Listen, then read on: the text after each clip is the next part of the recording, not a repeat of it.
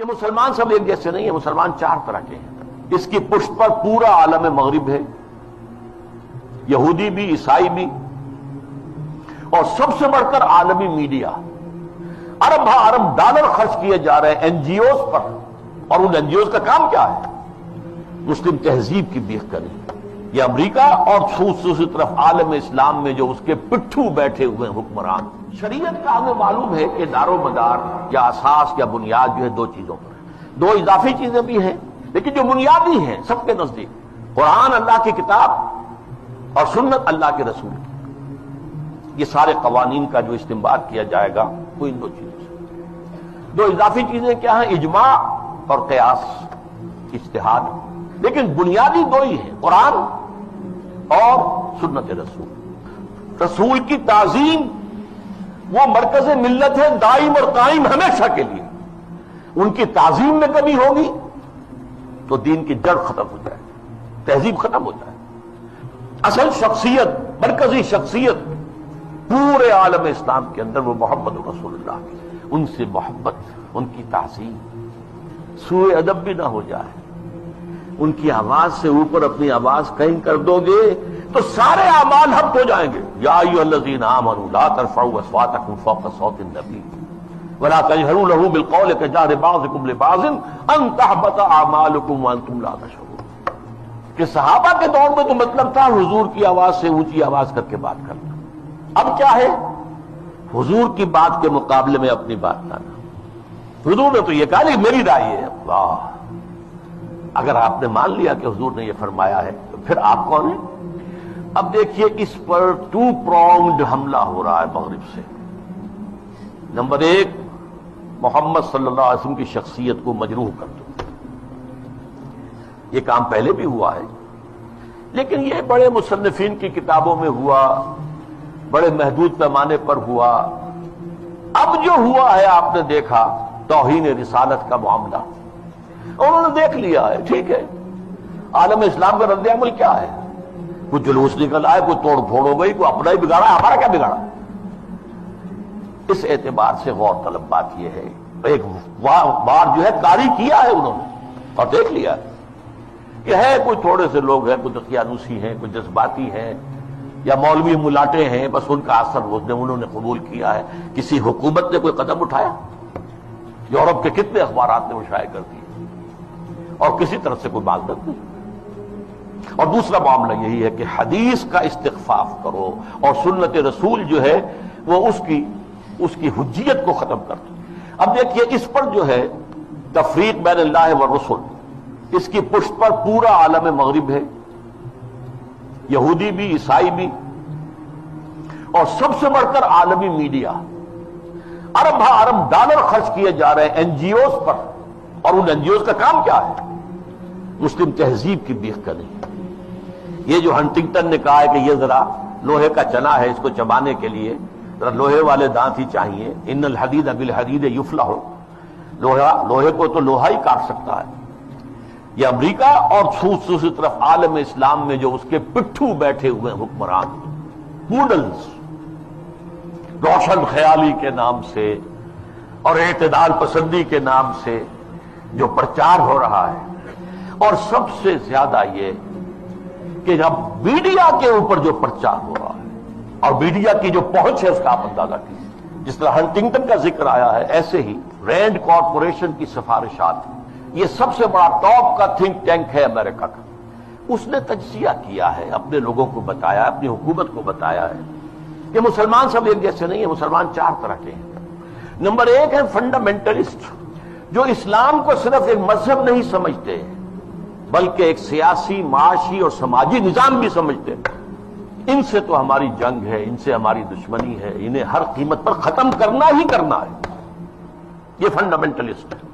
Number دو پر traditionalist ہیں، روایت پسند علماء، ان کے مدرسے ہیں، قال اللہ قال رسول ہے، انہیں نظام سے کوئی بحث نہیں ہوتی، تو یہ فی نفس ہی تو یہ کوئی خطرناک نہیں ہے، لیکن اگر کہیں یہ فنڈامنٹلسٹ کے ساتھ مل جائے تو بہت خطرناک ہے۔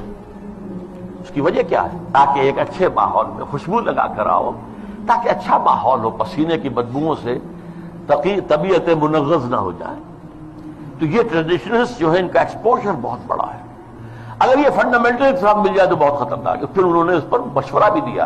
ان کو ان کے باہمی مسلکانہ اور مذہبانہ جو اختلافات ہیں ان کے اندر لگائے رکھو, بھڑکاؤ ان کو تاکہ اور ادھر ادھر نہ دیکھ سکیں. تیسرے نمبر پر اس نے کہا کہ ماڈرنسٹ ہے, ایسے دانشور ہیں کہ جو اسلام کی تعبیر ایسی کر رہے ہیں اسلامی تہذیب کی کہ جو ہماری تہذیب کے ساتھ کمپیٹیبل ہے, جڑ جاتی ہے, مل جاتی ہے, وہ ہماری تہذیب کے لیے کوئی چیلنج نہیں رہتی, وہ تعبیر. یہ جو ماڈرنسٹ دانشور ہیں ان کی ضرورت ہے کہ ان کو سپورٹ کیا جائے, ان کی مدد کی جائے, اور خاص طور پر الیکٹرانک میڈیا میں ان کو ایکسپوجر دیا جائے. یہ نوٹ کیجئے, یہ ساری چیزیں جو ہو رہی ہیں, ڈانڈے کہاں مل رہے ہیں, کہاں سے آ رہی ہیں ہدایات, کس کی طرف سے پالیسی لائنز جو ہے فکس کی گئی ہیں. میڈیا پر ان کو ایکسپوجر دیا جائے, اس لیے کہ ظاہر بات ہے مسجد میں تو کوئی ان کی بات سنے گا نہیں, کون کھڑا ہونے دے گا ان کو ممبر پر. لہذا ان کے لیے ذریعہ جو ہے اس سے کہیں زیادہ وسیع اب ذریعہ ہمارے پاس میڈیا کا ہے, اس پر ایکسپوجر دو. چوتھے انہوں نے کہا کہ مسلمانوں میں بھی بڑی تعداد ہے جو خالص سیکولر ہو چکے ہیں, وہ تو ہمارے ہیں ہی, وہ سمجھتے ہیں کہ یہ نماز روزہ ہے تو بس انفرادی مسئلہ ہے, کوئی کرے نہ کرے, لیکن یہ ہے کہ اس کا ریاست سے, حکومت سے, قانون سے, تہذیب سے, تمدن سے کوئی راستہ نہیں. یہ چار کیٹیگریز میں سے یہ 2+2 ہو گئے. ماڈرنسٹ اور سیکولرسٹ تو ہمارے ساتھی ہیں, اور یہ فنڈامنٹلسٹ اور ٹریڈیشنلسٹ, انہیں ٹیکل کرنا پڑے گا. سب سے بڑھ کر فنڈامنٹلسٹ کو جو اسلام کو ایک نظام سمجھتے ہیں, سیاسی, معاشی, معاشرتی نظام, اور اس کے بعد یہ کہ یہ جو ٹریڈیشنلسٹ ہیں جن کا کہ اثر و رسوخ عوام کے اندر ہے, تو ان کو جو ہے اپنے باہمی اختلافات میں الجھائے رکھا جائے. اسی میں ایک ہائر لیول پر ایک بات اور بھی ہے, اور یہ بہت سویپنگ ہے. قرآن کو بھی اب نہیں چھوڑا گیا, اس پر بھی حملہ ہے. قرآن سے بھی صرف اصول لیے جائیں گے, اسپیسیفکس, معین احکام قرآن کے جو ہے وہ صرف اپنے دور کے لیے تھے. ہاتھ کاٹ دینا, چوری کا, یہ اس دور کے لیے تھا, ہمیشہ کے لیے نہیں. اصول لے لو, زنا نہیں ہونا چاہیے, اصول لے لو, چوری نہیں ہونی چاہیے. اسپیسیفکس جو ہیں خاص طور پر حدود و تعزیرات کے اندر, یہ صرف اس دور کے ماحول کے اعتبار سے تھی, یہ چیزیں لاگو نہیں ہیں. یعنی سنت تو سنت ہے, آگے قرآن کے اوپر بھی ہاتھ صاف کیا جا رہا ہے. بازی بازی بارش بابا ہم بازی. حالانکہ یہ بات نوٹ کر لیجئے کہ یہ ختم نبوت کی نفی ہے, اس لیے کہ تکمیل نبوت و رسالت جو ختم نبوت کا لازمی تقاضا ہے, اس کا مطلب تو یہ ہے کہ ہدایت آخری آ چکی اور دین کی تکمیل ہو چکی. الیوم اکملت لکم دینکم واتممت علیکم نعمتی ورضیت لکم الاسلام دینا. اگر دین ابھی عثمانی میں مکمل نہیں ہوا تھا اور قرآن جو ہے لفظ لفظ اس کا اگر لازم نہیں ہے, تو ابھی نبوت ختم نہیں ہونی چاہیے, پھر تو ابھی وحی کا دروازہ کھلا رہنا چاہیے تھا, جیسا کہ غلام محمد قادیانی نے کہا. اگر تو یہ چیزیں جو ہے ابھی اور تمدنی ارتقاء کے ساتھ, حالات کی تبدیلی کے ساتھ, خود قرآن کے اندر بھی کوئی رد و بدل ہو سکتا ہے, تو پھر گویا کہ ہم نے ختم نبوت کی مہر توڑ دی. اسی لیے یہ ختم نبوت کا فتنہ, اس کی نفی, اس کی مہر کو توڑنا غلام احمد قادیانی, اور سنت کی اس طرح کی نفی جو غلام احمد پرویز کے ہاتھوں ہوئی ہے, یہ آپس میں بہت ایک دوسرے سے قریب ہے. حاصل دونوں کا ایک ہی ہے. اس گمراہی کا جادو جو ہے وہ اب سر چڑھ کر بول رہا ہے, اور ایک عظیم سیلاب کے مانند اسلام کی بچی کھچی تہذیبی اقدار کو بھی ختم کرنے پر تلا ہوا ہے. آخر میں عرض کروں گا کہ اس کا علاج کیا ہے.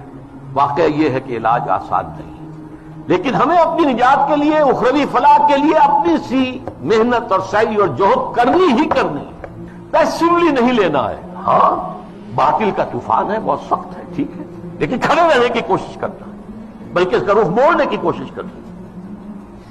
اصل تو اس کا رخ موڑے گا اگر کسی وقت اللہ کرے کہ یہ پاکستان کے نصیب میں ہو کہ کسی ملک میں اگر اسلامی نظام مکمل قائم کر کے دکھا دیا جائے دنیا کو, اس کی برکات لوگوں کو بچشم سر نظر آ جائے, تب اس دجالیت کا توڑ ممکن ہوگا, اس سیلاب کا رخ موڑا جا سکتا ہے. لیکن اس اصول کو عام کرنا, خود اپنے ذہن کے اندر بٹھا لینا کہ کتاب اللہ اور سنت رسول اللہ لازم و ملزوم ہے, ان کے درمیان متن اور شرح کا تعلق ہے.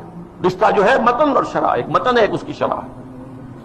اور اس کی حتی الامکان ہر مسلمان تبلیغ کرے، اسے پھیلائے اپنے رشتہ داروں میں، اپنے قریبی لوگوں میں، اپنے عزیزوں میں، جہاں کام کرتا ہے وہاں کے جو اپنے کولیگز ہیں ان میں، اور اسلامی تہذیب کے ساتھ چمٹ جاؤ، تمسک کرو، چاہے تم اجنبی ہو جاؤ، چاہے تمہیں دقیانوسی کہا جائے، چاہے تم پر پھپتیاں کسی جائیں کہ اگلے وقتوں کے ہے یہ لوگ انہیں کچھ نہ کہو، یہ فنڈامنٹلسٹ ہیں، یہ تاریخ خیال لوگ ہیں، یہ رجعت پسند قسم کے لوگ ہیں، یہ قدامت پرست لوگ ہیں، یہ کٹھ ملا ہیں، جو چاہے کہتے دنیا، لیکن برداشت کرو، کھڑے ہو جاؤ۔ وہی حدیث، اسی پر میں اپنی بات ختم کروں گا کہ بدا الاسلام غریبا وسیعود کما بدا۔ آج اسلام کے غربت کا سب سے بڑا دور آ چکا ہے۔ پہلے ریاستی اور سیاسی سطح کے اوپر آیا تھا، پھر معاشی سطح کے اوپر آیا، پھر اب جو ہے تہذیبی سطح پر، سماجی سطح پر، آئینی قوانین پر یہ جو حملہ ہے، یہ غرب بدا الاسلام غریبا وسیعود کما بدا، یہ اپنی انتہا کو پہنچ گیا۔ فطوبی للغرباء، تو ان لوگوں کے لیے تہنیت ہے، مبارکباد ہے جو اسلام کی اس غربت اور اجنبیت کے دور میں خود غریب بن جائیں، اجنبی بن جائیں، تانے سنیں لیکن کھڑے رہیں، اسلام کو اور اسلامی اقدار کو سینے سے لگائے رکھیں، چمٹے رہیں۔ وہ لوگ ہیں جن کے لیے مبارکباد ہے، تہنیت ہے، بشارتیں ہیں۔